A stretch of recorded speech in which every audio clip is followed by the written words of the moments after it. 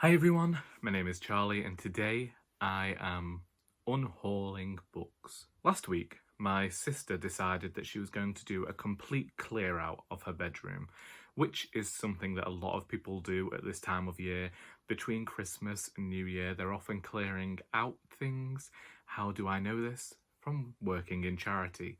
And when you work in a charity shop, every year between Christmas and New Year, you get a lot of donations. More donations. These donations are often the times when you will find more actual rubbish. Like once someone donated me their entire washing up bowl full of their dirty crockery, but also including water, which didn't help at all really. But because of this time of year being a time to clear things out, because a lot of people are doing retrospectives of their year and their decade, I really felt inspired to do a final unhaul of not just 2019, but of the last 10 years. As I have mentioned a lot, I regularly unhaul books. I recently unhauled a lot of clothes, but I never show them. It just sometimes makes you feel as though you're getting rid of a weight, you're calming yourself down, and it just feels nice to clear space for things that you might enjoy in future. And that is why today I have gone and I have completely destroyed my shelves. We'll get into the reasons why I've unhauled certain books in a minute, but I'll start with the books that I don't necessarily mind getting rid of and that I honestly thought I'd already removed from my shelves. The first of them is Milkman by Anna Burns. This should be a book for me. It's experimental, it's discussing topics that are a bit more hard-hitting, and it won the Booker, and so many people adore it, yet I'm not one of them.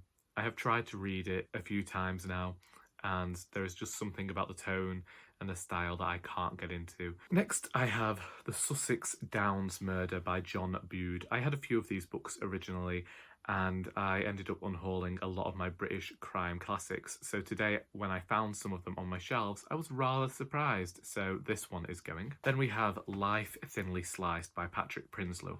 I know Patrick. When he published this book earlier this year, he realised that there were some mistakes, and therefore he gifted everyone who'd bought the original version a new copy with those edits in, and therefore I'm getting rid of my older copy. Next is This Is Going to Hurt by Adam Kay. Really enjoy this book.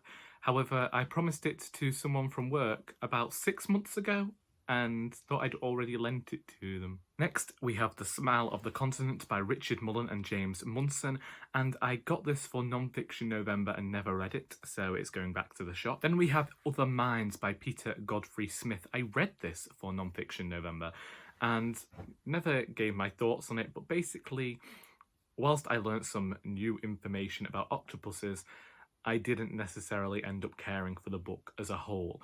The writer ended up going over old ground, and whilst this was definitely an interesting topic and I was really glad to learn these things, I also don't think that it's the most fantastic non-fiction that I've ever read before. Next, we have The Ice Age by Paul Farley. The Haunted Hotel by Wilkie Collins. Mr. Punch and the Wolves in the Walls by Neil Gaiman. Glad to have read them, now they can disappear.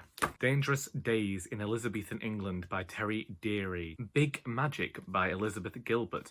This is a book that I never thought that I would be unhauling, but basically, I read this nearly 4 years ago when I was going through the period of unfathomable sadness, which, as I've said, was probably one of the darkest times of my life. I think that anyone else, had they seen a doctor, it might have been called a depression. I stopped reading, I stopped writing, and this book, coupled with Furiously Happy by Jenny Lawson, were what persuaded me to take that break from writing to see what I wanted to write about, and completely changed my view, really. But when I think about it, I think, was that just me taking that time to be a bit more introspective and think more about my own writing and the way that I approach things?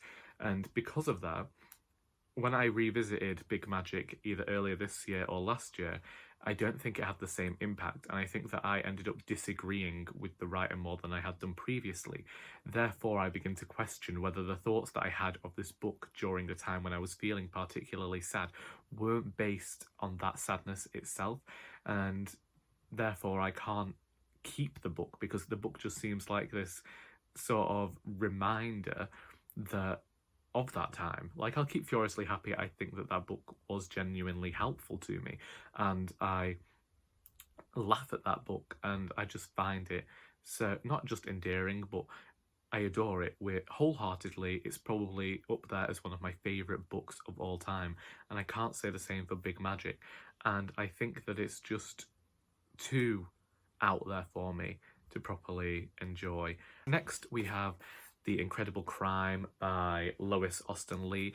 This was the first British crime classic that I ever got, and I've never read it, and I just don't think I'm going to get on with these crime novels anymore. A few books that I have decided to gift to my cousin's children: The Nowhere Emporium by Ross Mackenzie, The Boy Who Went Magic by A.P. Winter, Mirror Magic by Clare Fayers, and The Garden of Lost Secrets by A.M. Howell. I'd like to say, in terms of the children's books, there's nothing wrong with them.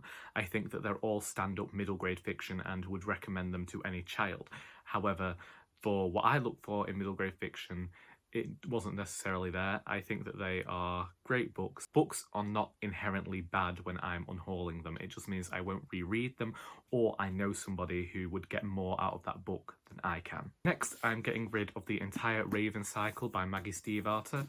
That is The Raven Boys, Dream Thieves, Blue Lily Lily Blue, and The Raven King. I read all of those books earlier this year, and I just don't like them. They always missed the mark for me.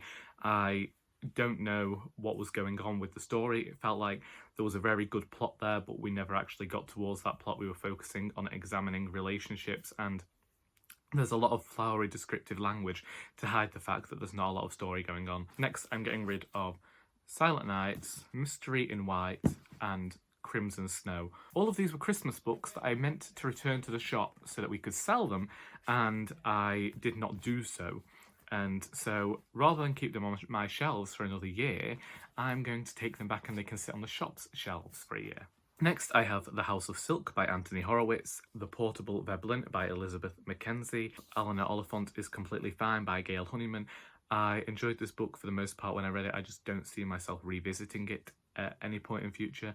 I do very much feel like it was a one and done type book. The Nix by Nathan Hill. Does anybody else remember this book? Does anybody remember how this was going to be the big book of 2016 in America, published here in 2017?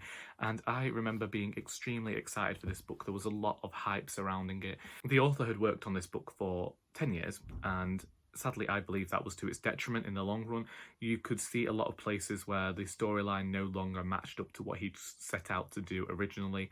Some people said that this was Dickensian in scope. It reminded others of The Goldfinch by Donna Tartt. However, I got none of those things.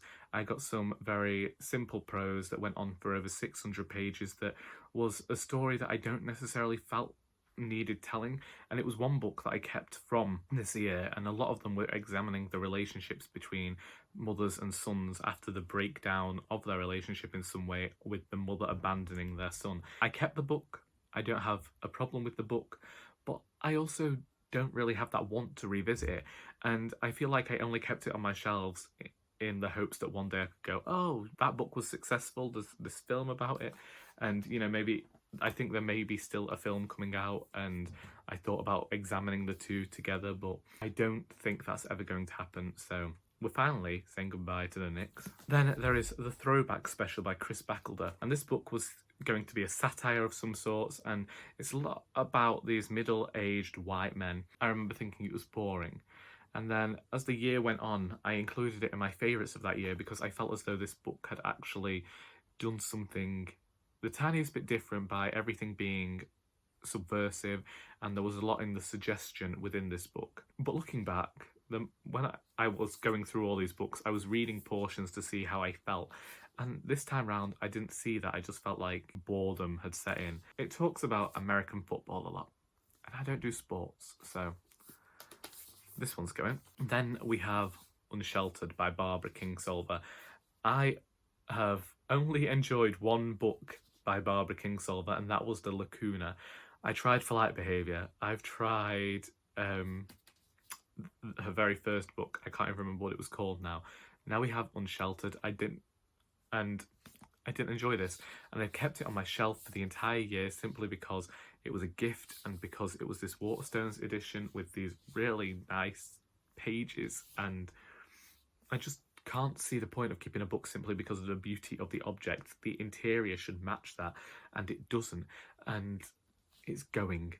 It's finally disappearing from my shelves, and I'm the tiniest bit sad about it. Then we have The Problem at Palensa Bay and The Adventure of the Christmas Pudding, both by Agatha Christie. We are finally saying goodbye to Cormoran Strike, so that is The Cuckoo's Calling, The Silkworm, Career of Evil, and Lethal White. All of them are by Robert Galbraith, aka J.K. Rowling, and honestly, I enjoyed The Cuckoo's Calling when I read it, and I remember talking about how she'd taken tropes from classic crime fiction, and we should have known that she was able to craft a mystery because of the way she wrote Harry Potter. And that was true for The Cuckoo's Calling.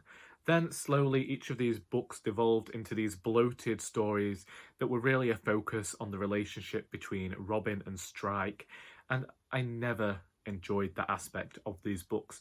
It very much felt like one of those Mills and Boon thriller stories from a few years ago, and I can't get on board with that. Lethal White I got because someone had said this didn't focus on the relationship as much, and I wanted that. And yet still, the story doesn't even start till 300 pages in, and I ended up doing most of my reading of it through an audiobook. Next, we have A Winter's Promise by Christelle Dabeau. I cannot be bothered reading the sequels for this book. Maybe it's the translation, maybe it's just me, but I did not like it. Next, we have Married Love by Tessa Hadley. Now we're on to some books where you're going to have to help me decide whether I want to get rid of them or not. The first of these is the Sabriel series. So I've got Sabriel, Lariel, Aborson, and Clariel. I started reading Clariel earlier this year, and I don't want to continue reading it. But I also feel like I never appreciated these books as much as other people did, and therefore, should I not just get rid of them? And I know I have friends who adore this series. There are people on BookTube who call this one of their favourite series, and I just haven't ever felt that. It took me ages to read all of them because Garth Nix writes in this strange way that I find slightly impenetrable. I feel like it always keeps the reader at an arm's length. I've always felt like I liked the story more than I did the writing, and the world is what kept me interested. So I'm honestly considering just getting rid of them. If you think I should keep them, let me know. Do remember that I often live life by the adage, when in doubt, throw it out. And then we have Black Leopard, Red Wolf by Marlon James. This is probably my most divisive book of the year for myself, because I started it and I really enjoyed the character voice, and I really looked forward to this African epic fantasy. There's a lot of darkness in this story that sometimes I felt was a bit too gratuitous, and I read all the trigger warnings beforehand, and I just felt like it glossed over things too much. However, I also questioned going back and rereading it, taking notes and going slowly through it. There are going to be 3 books in the series, and I'm just wondering whether to put any more trust in the writer, because I didn't get on with A Brief History of 7 Killings, so maybe it's a case that I don't appreciate the writer's writing. However, there's still this thing that I really would prefer to read more African-inspired fantasy. Was this a good place to start? Are there any other fantasy series or just standalones that I could read that might change my opinion of how this book was done? Do let me know that as well. And them's the books. Those are all the books that are going to be cleared away from my shelves. And it feels strange because for the most part, these are books that I've actually read, whereas oftentimes when I'm unhauling books, I'm unhauling books so that my TBR isn't so large and so that it reduces some of the stress. However, I don't actually think I have many books left on my shelves unread now, and most of the ones I do were purchased this year. So that has lessened my TBR a lot. Maybe going into 2020, 2020, that will change and I will unhaul some more books that I haven't read yet. Currently, I am happy with the state of the books that I have left to read. When I was looking at some of the books that I purchased for certain readathons that I didn't get to this year, I still had that within me to want to read them. Do let me know whether you've read any of these books, whether you disagree with me, whether any of the books I'm unhauling are your favourites. Open up a discussion in the comments. I would appreciate that. Also, let me know whether you think that I should keep or unhaul Black Leopard, Red Wolf. Did you get rid of any books? Did you have a huge cull of items when you thought we were ending the decade and this would be a great way to go into 2020 with a refresh, a fresh start, if you will? Let me know. I hope that you've enjoyed this video, and until next time, that is all.